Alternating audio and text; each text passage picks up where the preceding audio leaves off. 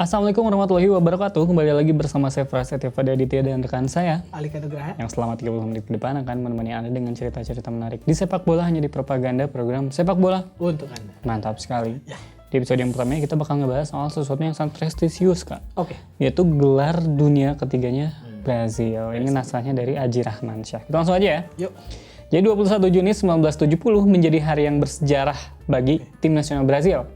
Sementara 22 Oktober 2009 menjadi hari bersejarah bagi Anang Hermansyah. Kenapa tuh? Karena dia baru cerai dari Krisdayanti.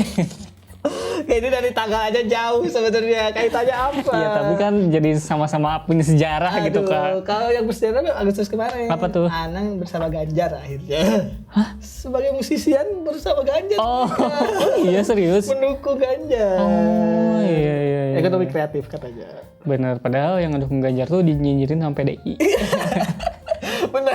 Ya makanya PSI dukung Prabowo kalau nggak salah. Pada akhirnya jadi saling memilih. Nah, jadi ke waktu itu tuh mereka berhasil merengkuh gelar Piala Dunia yang ketiga sepanjang sejarah setelah menghancurkan Catenaccio milik Italia dengan skor telak 4-1. Hasil ini membuat mereka menjadi negara pertama yang bisa menjadi juara Piala Dunia 3 kali dan berhak menyimpan trofi Jules Rimet yang asli. Karena kalau Jules Rimet yang sekarang tuh replika, Kak. Jadi Jules Rimet tuh yang patungnya tuh gini nih kalau nggak salah. Yang aslinya. Yang aslinya. Nah itu tuh ditaruh di Brazil 2 gitu, terus dicuri 1. Oh, gitu. ada insiden itu juga pernah ada yang itu. kita bahas juga. Jadi trofi yang sekarang itu replika sama kayak Michael Jackson. Karena katanya yang asli itu sekarang lagi tidur di pod keabadian. Ini saya lihat nih bener tweetnya, jadi yang aslinya beneran Lagi tidur. ada teknologi seperti itu ya. Nah, waktu itu Brazil datang ke Meksiko, tuan rumah Piala Dunia 1970, dengan misi memperbaiki hasil yang mereka raih 4 tahun sebelumnya. 4 tahun sebelumnya. Nah, pada edisi 1966, Brazil itu main buruk di Inggris. Di Inggris, tuan rumahnya. Nah, mereka cuma menempati peringkat ketiga. Padahal Brazil juara 1958 dan 62. Jadi berturut-turut. Kalau nggak di Inggris gagal ya, benar. Nah, hasil buruk di 1966 membuat Brazil ini jadinya nggak diunggulkan di 1970 tuh. Padahal mereka masih diperkuat para pemain bintang kayak Pelé, Rivelino, Gerson, sampai Carlos Alberto. Selain itu ada faktor non-teknis yang juga mengganggu persiapannya Brazil. Ini sama nih, Kak. Sama kayak kalau kita persiapan nikah. Itu konon suka diganggu sama masa lalu.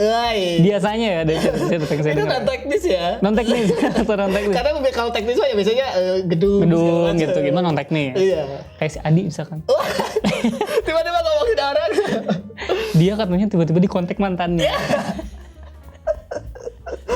Aduh. Nah, terus ada teman saya juga, Kak, namanya si Anai. Anai, ini Dia saya masalah. cewek ya.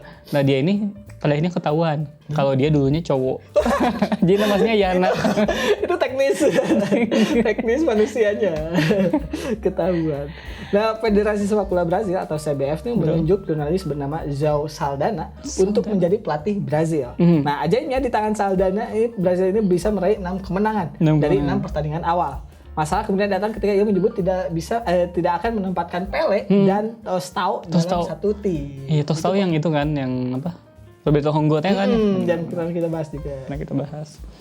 Publik Brazil semakin dibuat panas ketika Saldanha mengatakan kalau Pelé bisa saja tidak dibawa ke dalam skuad. Wah, parah. Karena masalah penglihatan.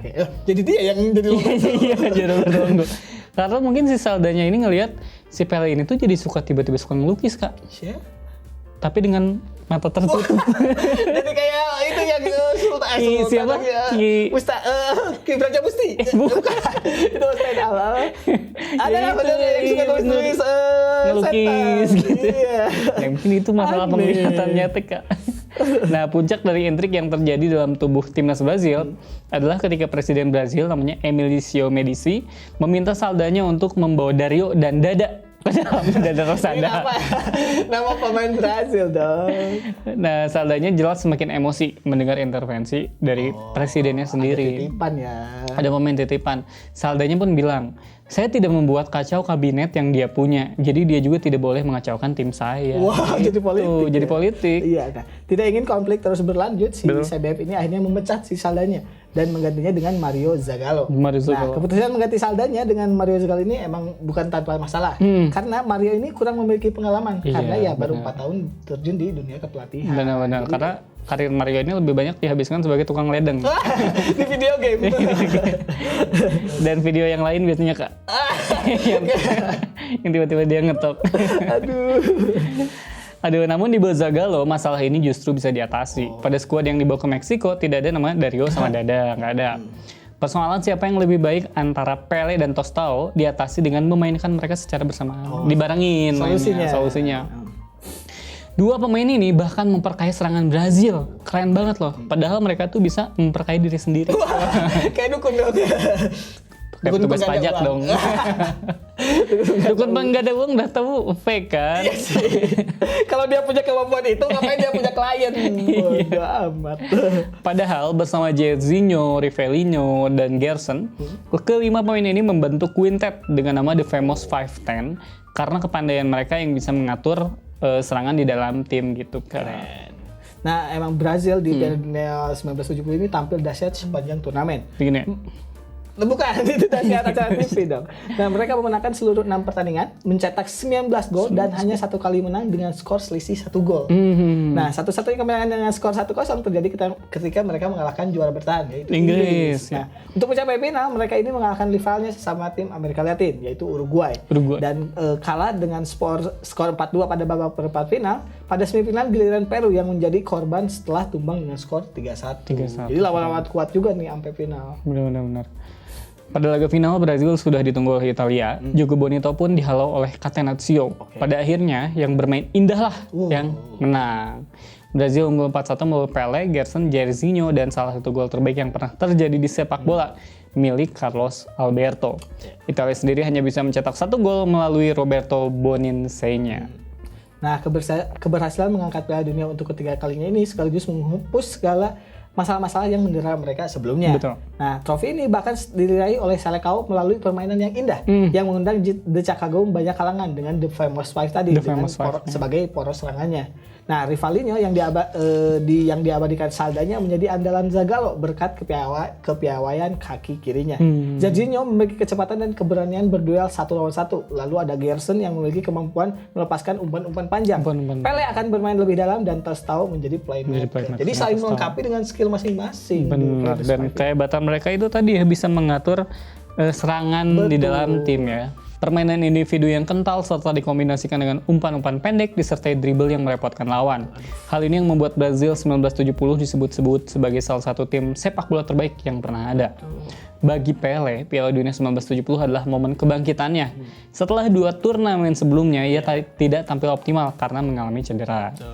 Nah, Pele yang bernama lengkap Edson Arantes do Nascimento tersebut menjadi pemain pertama dan satu-satunya yang bisa memenangi 3 Piala Dunia, Kak. Nah, bagi Mario Zagallo, keberhasilannya ini menjadikan namanya sebagai orang pertama yang menjadi pemenang Piala Dunia sebagai pemain dan juga pelatih. Rekor lain juga ditorehkan oleh si Jairzinho. Ia menjadi pemain yang bisa mencetak gol di seluruh pertandingan fase grup hingga final. Jadi pasti ada nama Jairzinho ini. Benar. Apa sebagai Brazil, trofi Jules Rimet yang asli yang seharusnya menjadi koleksi bersejarah bagi sepak bola mereka tiba-tiba raib dicuri orang pada Desember 1983. Beberapa orang maling berhasil mengambilnya setelah melumpuhkan petugas keamanan gedung. Nah, saat itu katanya pencuri dihadapkan dengan 2 trofi. Betul. Yang salah satunya adalah trofi replika. Nah, pencuri itu ternyata berhasil mengambil trofi yang asli. Kayaknya itu gacha deh mereka. Ini ada yang asli. Lebih ke ini sih, Kak, di belakangnya ada tulisan Made in China. Nah, itu yang asli berarti tuh Made in China tuh. Kalau yang Made in Brazil, replika itu positif. Nah, The Guardian menyebut kalau trofi yang asli itu kini sudah dilebur. Dan karena itu kan emas asli. Ya. Dan telah dijual sebagai logam mulia yang nilainya miliaran rupiah. Padahal kalau disimpan sama maling tuh ya. Iya. Dilelang lebih gede lagi tuh harganya. Tadi itu kan kalau misalkan trofi juga Srimu tuh emas asli kan. Kalau yang di mie ayam biasanya emas Jawa. Tim emas biasanya. Ada emas Sunda saya enggak ada. Akan ya. Nah itu tadi ya Kak pembahasan kita soal keberhasilan Brazil meraih 3 gelar juara Piala Dunia hingga 1970. Jadi kemana-mana tetap di propaganda program sepak bola. Mantap.